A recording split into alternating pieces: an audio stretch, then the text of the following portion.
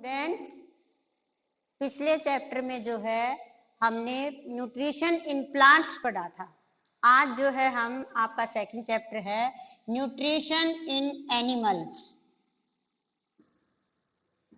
Nutrition in animals कि जिस प्रकार से प्लांट्स को न्यूट्रिशन की आवश्यकता होती है, इसी प्रकार से एनिमल्स को भी न्यूट्रिशन की आवश्यकता होती है। तो सबसे पहले इसमें हम न्यूट्रिशन क्या होता है,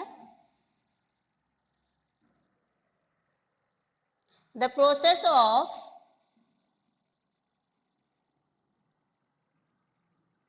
taking and consuming food is called nutrition.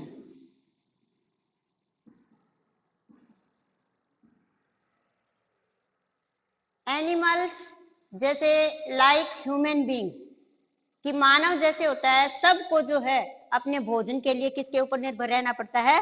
Plants के ऊपर निर्भर रहना पड़ता है। वो अपने भोजन के लिए पौधों के ऊपर निर्भर रहते हैं।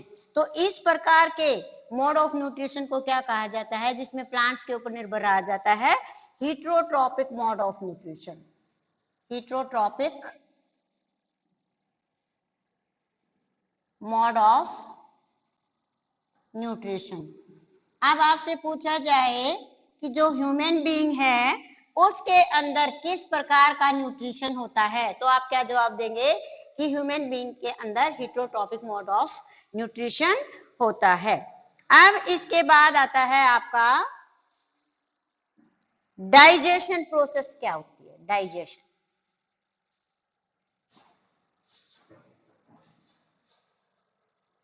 डाइजेशन मतलब भोजन का पचाना। तो सबसे पहले जो हमने भोजन लिया उसका क्या होगा? The break down of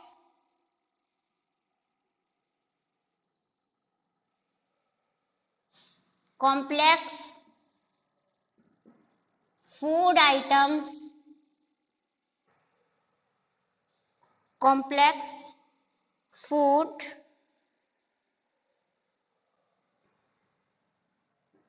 items into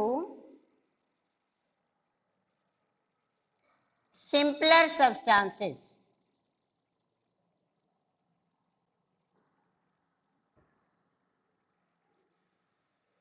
is called digestion.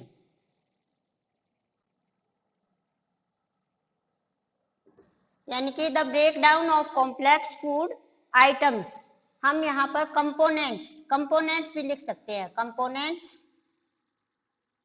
into simpler substances is called digestion.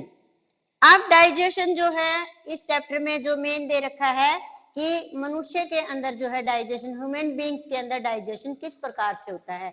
तो हम डाइजेशन की फुल जो है प्रक्रिया इसके अंदर पढ़ेंगे कि मानव के अंदर जो है डाइजेस्टिव सिस्टम किस प्रकार से काम करता है।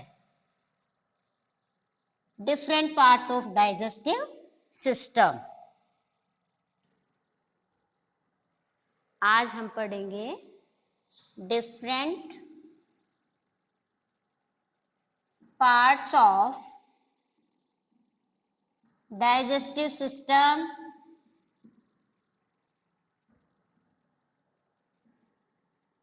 इन ह्यूमन बीइंग,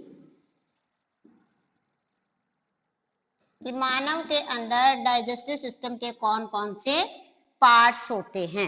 तो देखिए, इतना तो टाइम नहीं है कि मैं इसके ऊपर ड्रा करूं, मैं आपको थोड़ा सा यहाँ आपको दिखा देती हूँ। देखिए, जैसे ये आपका डायग्राम है, ये डायग्राम देखिए आपका डाइजेशन किस प्रकार से ह्यूमन बीइंग्स के अंदर होता है।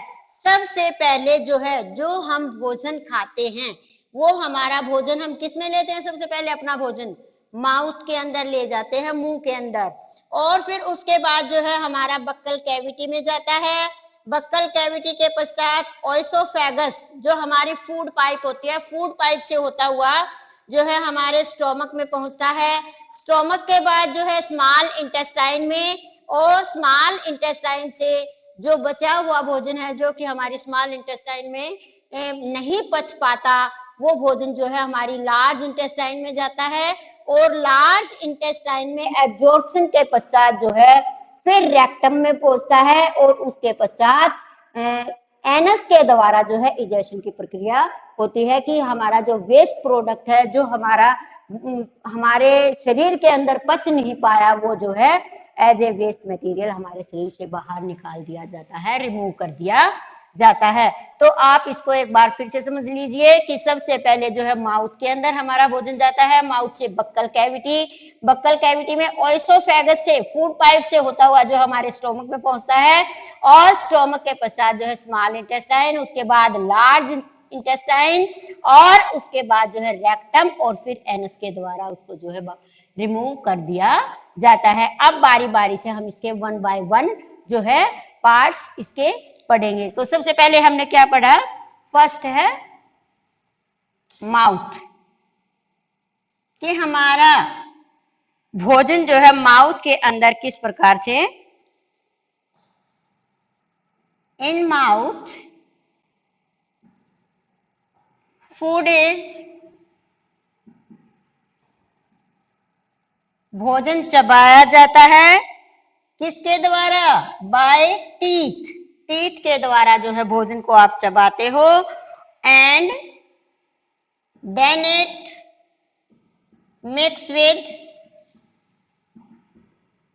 सलाइवा, जो आपके मुंह के अंदर लार होती है, चबाने के पश्चात जो है हमारा भोजन उसके साथ मिक्स हो जाता है। और सलाइवा का क्या काम होता है, it breaks the starch into sugars,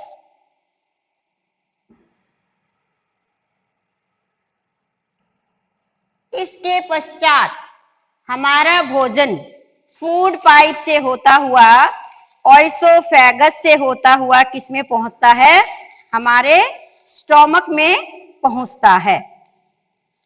second part है ओएसोफेगस, या इसको जो है इसका दूसरा नाम फूड पाइप भी इसको कहा जाता है।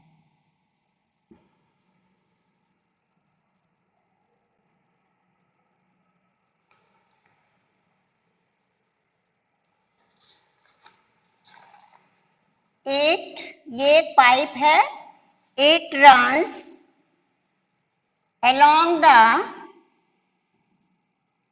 neck, हमारी गर्दन में से होती हुई along the neck and the chest,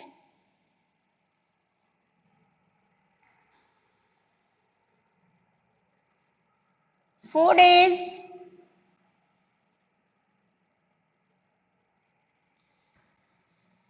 pushed down, भोजन को अंदर धकेला जाता है, पुश डाउन बाय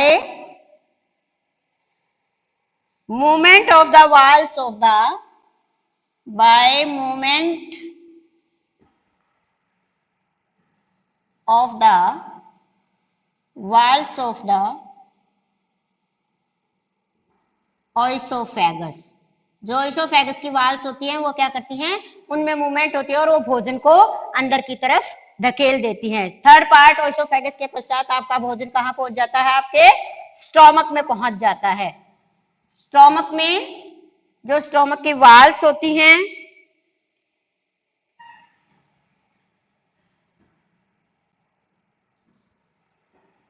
उसमें सिक्रीशंस पाए जाते हैं जो कि हमारे भोजन को पचाने में मदद करते हैं।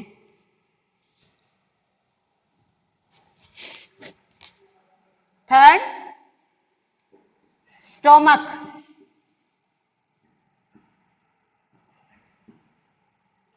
it receives food from the oesophagus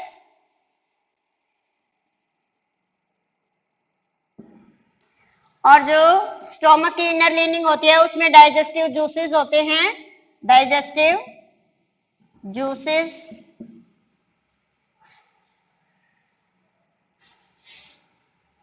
in the inner lining of stomach are mucus,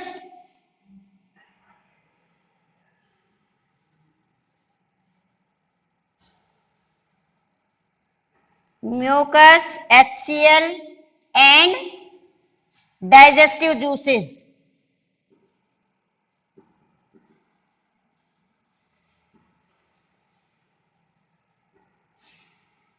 ये हमारे शरीर में भोजन को पचाने का काम करते हैं, जो कि हमारे स्टोमक के अंदर जूसेस होते हैं, डाइजेस्टिव जूसेस होते हैं, ये भोजन को पचाने का काम करते हैं। इसके बाद आपका नेक्स्ट पार्ट आता है स्मॉल इंटेस्टाइन।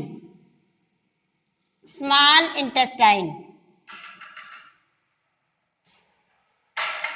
स्मॉल इंटेस्टाइन के अंदर जो है ये एक ट्यूब लाइक स्ट्रक्चर होती है, tube like structure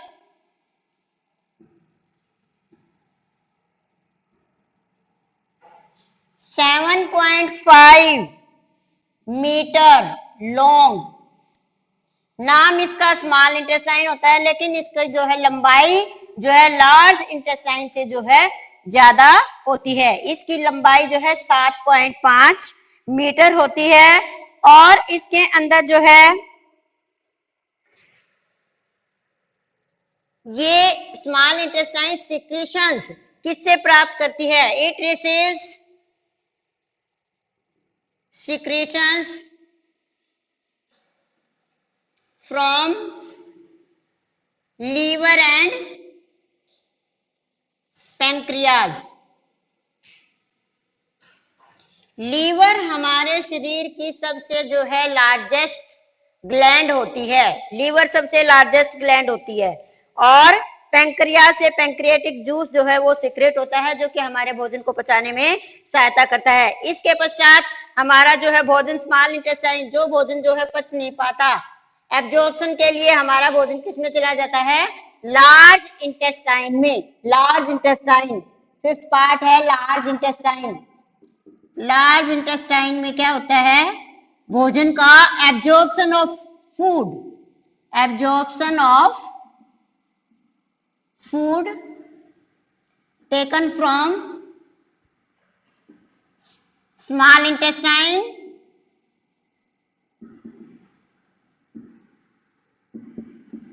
then it comes to rectum. It is the last part of the digestive system और रेक्टम के पश्चात एनस के द्वारा जो है हमारा जो भोजन पचा नहीं, जो बच गया है, एब्जॉर्ब नहीं हो पाया, जो पच नहीं पाया, वो एनस के द्वारा हमारी बॉडी से रिमूव कर दिया जाता है। ये बच्चों आपको पढ़ा दिया है आज आपको कि ह्यूमन बींग्स के डाइजेस्टिव सिस्टम के कौन कौन से पार्ट्स होते हैं और कौन से पार्ट का क्या काम होता है। तो आज हम इसको इतना ही करेंगे।